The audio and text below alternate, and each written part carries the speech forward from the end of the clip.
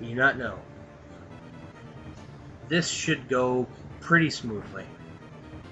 If he hit it more often. Really? Alright, there we go. Finally, Giant's dead. Don't have to worry too much about that there. He should live, which is okay. And if... Okay, he's gonna go again. There! Now a unit has been destroyed. And clink there off the map. What is condition he's in? Pretty soon you won't have to actually do this. Because you'll just... Okay, you should be fine. You'll just get to a point where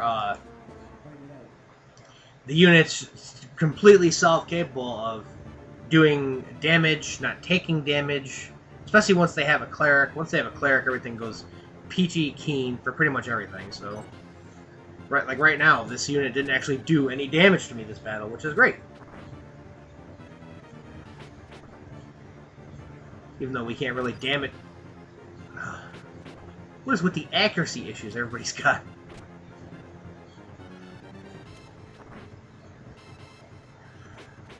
Alright. 2. Wow. Please just keep coming back. That would be great.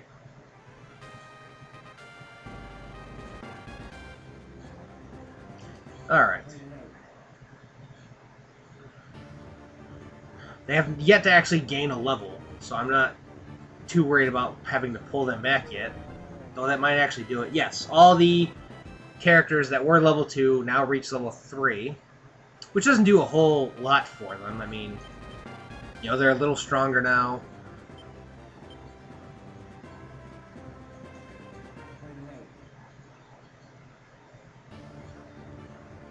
Okay, this should finally finish these guys off.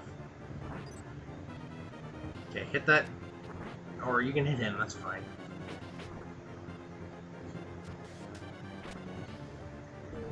Alright, again, they escaped this battle with absolutely no damage done. And now, Bison is level 4. So, yeah, that's basically how the battles in this game work. You take a town, they will send units to reclaim that town. Thankfully, that cleric has a high agility, so he's going to go first.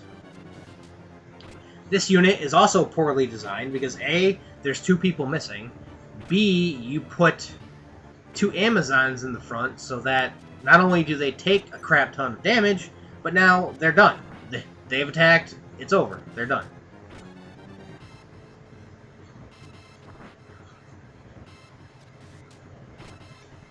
One of them's going to get healed. I think the one on... The clerics always target the character in the battle with the lowest current HP.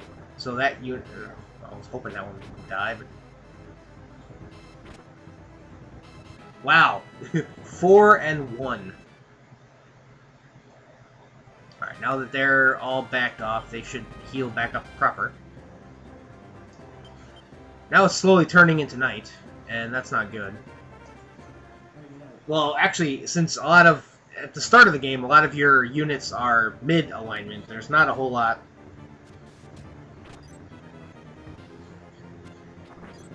Stop missing! See, while this is still, quote-unquote, an incomplete unit, it's better designed than, like, most of them.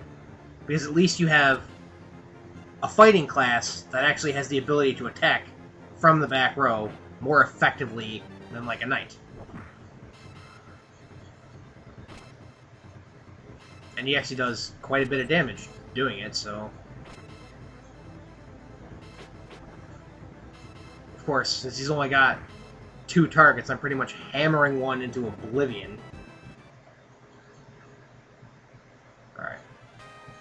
Alright. No. Okay. You can honestly pause multiple times to do that. Let me check out that Biak pendant there.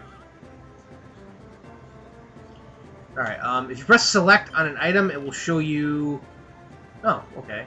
Intelligence plus 5, Ice plus 12.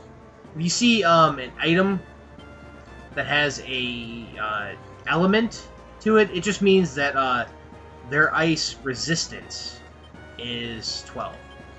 There's increased by 12.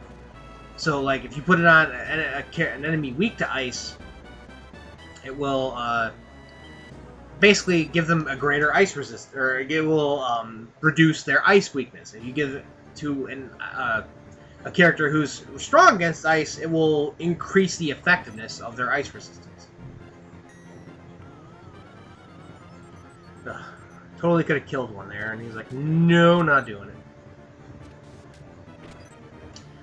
The thing about clerics is that if you kill them, your alignment gain for the battle, if any, is actually reduced some, because you're killing, you know, a holy cleric, so it's all like... Oh, she's actually going to get to do some healing on herself there. I hate enemy clerics with a passion, because they just make things take longer. They don't make units tougher to kill, they just make them take longer. Ugh. So I figure him killing these two units and... Oh, they're running away. Okay, someone's coming back. Or someone's coming down through the waterway there.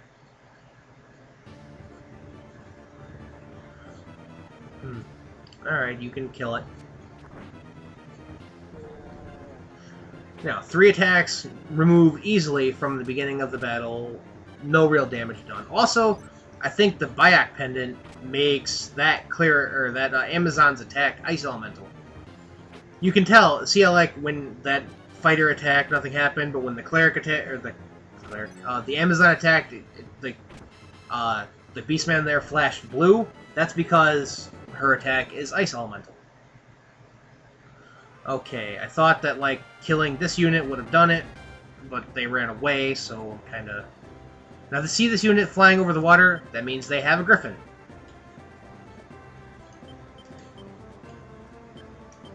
Alright, I'm basically going to wait until these guys hit level 4 or 5. Well, I mean, level 4 for the unit, level 5 for the leader there. Which won't be enough to class change anybody except the cleric. Which is kind of what you want. There's going to be a level pretty soon where you're going to want pretty much every unit to have a cleric in it. And you can get several of them without one to that point without much of a trouble before you get there. I don't know how many you can actually get in this stage. This stage is kind of like the second tutorial because it's not that difficult. They might actually murder this unit in one shot. They got rid of the Valkyrie. Valkyries are like female knights, as in... Oh, they did murder in one shot. Awesome. I don't know if that gives you any bonus experience. It seems to. Like, you seem to level up easier. But I don't know if that matters. Okay, she does not meet the requirements. What kind of crap is that? Are you sure? Oh, she does. Yes. Every class that you have has a requirement for both charisma and alignment to advance. Sometimes it's any. Very little it is, but I think it is for standard cleric, it's having a 50 in both of them, which is very easy to get because it's one of the easiest class changes. You just notice these two guys can level up. They could become wizards. I'm not going to make them wizards because I'm going to make one of them something else when this guy is capable of being a knight, if he ever gets there. And... I may actually hold off on that. I don't know. You're at least going that way. Oftentimes, they will send units through this waterway here to, like, right here. I believe this unit has an octopus in it. Yep. And they send it after this town, whoever you have here. Osborne should be able to handle that. And here comes the floodgate again. As you can tell, this unit here, the cleric is sitting on that town, regaining its health, as well as recruiting 2 more Amazons.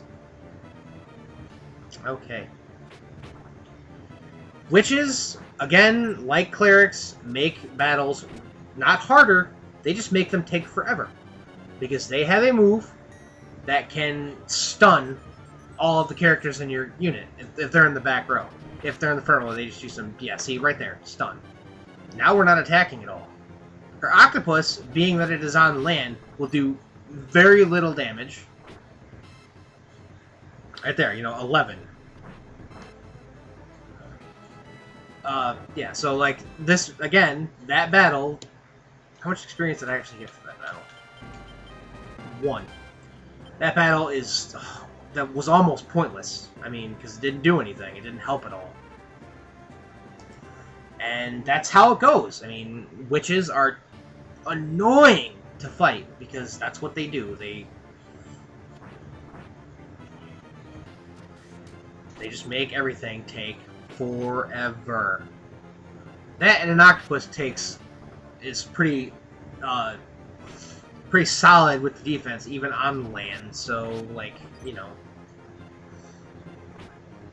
only did 13 damage to me, and the fighter with his first move did like 25. So, or the knight. So, like, yeah, that battle was mine from the get-go, but it just took frickin' forever, and they will continue to take forever. Liberation. Yeah, pull a tarot card. Ooh, Lovers. Lovers will counteract the Death card by increasing my reputation by 2. And yes, I love that card. Now, this right here is one of the things that I've discovered for a gender role. Because if you are a man, it will say this. Have you ever considered how a woman feels when she sends her man out to battle? For a woman, it says, how can you go out to battle? You should understand, basically trying to sympathize with her.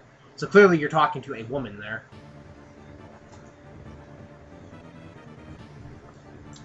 The Lover's Tarot card is great. Really? Oh, come on. Well, please don't do more than 7. Okay, he did 6. And he gets another turn. No! Bad! Ugh. Alright, now look at what we have here. We have an octopus that is by itself. It has no unit leader, so instead of being an octopus, because they can't be a leader, it's this little, skull-looking thing. Now, that works pretty much no matter what, if you kill the unit leader, that's what happens to the unit. It becomes that little skull thing. If you let it get back to base, it will just get another witch, and you will restart the process. I'm going to have Warren trying to cut this off and stop it. Of course, Bison's still getting into fights down there. See, now we're at the exciting part of the game, where, like, things are actually happening. I think each, enemy stage has a certain number of units. Like, they have a certain number of units that are this, wizard, the Hellhound combo. They have a certain number of units that are the wizard giant combo, the cleric, 2 Amazons. And basically, they will send them out. Like, they generally send out one at a wave, where it's like one of each. And then, a wave that's one of each. And then when that wave dies, they'll send out another one. So, like, you will see copies of the same unit quite frequently. Wow. That really didn't help him at all. We need to heal him yet again. This is why I bought them.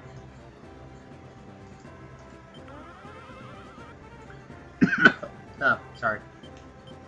Oh, we're approaching a half an hour. Alright, let's see. He's gonna... That octopus is gonna get to land and then basically slow to a dead crawl because, well, he's an octopus. And he can't travel well over land. Which is why I actually... Noticing they were moving at about the same speed, while they were over the ocean, because the octopus was moving faster over the ocean, I normally would think, oh, I wouldn't be able to catch him, but because he's going to slow over land, I can actually catch up to him.